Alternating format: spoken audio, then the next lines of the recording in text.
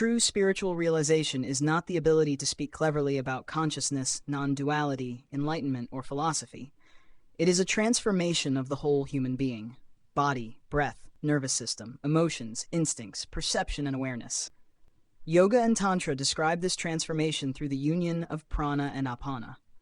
Prana is the upward-moving life force connected with breath, thought, speech, inspiration, and mental activity. Apana is the downward-moving force connected with grounding, sexuality, instinct, elimination, and physical stability.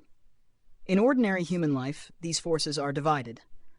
The mind moves one way, while the body and instincts pull another.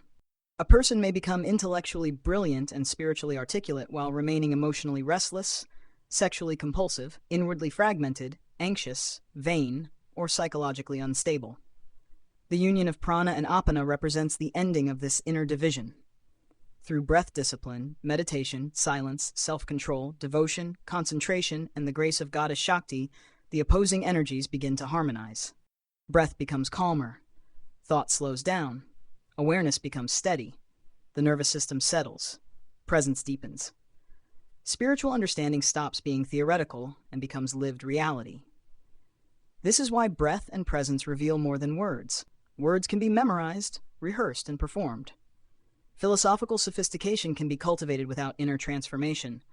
A person can lecture for hours about truth while remaining fundamentally trapped in ego, emotional confusion, vanity, or compulsive mental activity. But the organism itself cannot easily hide its condition.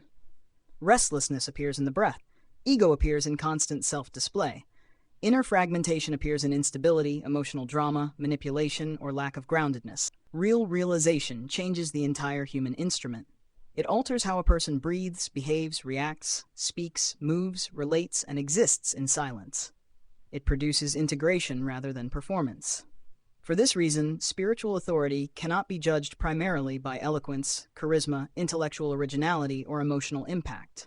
Modern culture is easily hypnotized by verbal brilliance. Audiences mistake stimulation for transformation. A speaker may create fascination, excitement, emotional catharsis, and intellectual intoxication while transmitting little actual depth. Complex language, paradoxes, poetic abstractions, and psychological insights can create the appearance of wisdom without genuine realization. When spirituality becomes disconnected from embodiment, it turns into performance. It becomes an intellectual theater in which audiences admire words rather than transformation. The speaker becomes an entertainer for spiritually curious minds. The listeners leave impressed, emotionally stirred, and mentally stimulated, yet fundamentally unchanged. This is why purely verbal spirituality resembles sophisticated stand-up comedy. The comparison is harsh because it exposes how easily philosophy can become performance art. The speaker performs intelligence, insight, paradox, rebellion, or profundity before an audience seeking stimulation. The audience laughs, reacts, feels emotionally affected, and mistakes this reaction for awakening. But entertainment, even highly intelligent entertainment, is not the same as liberation.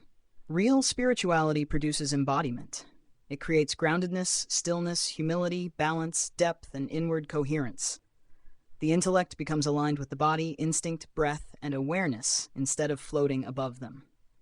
Insight becomes visible in conduct and presence rather than existing only in speech.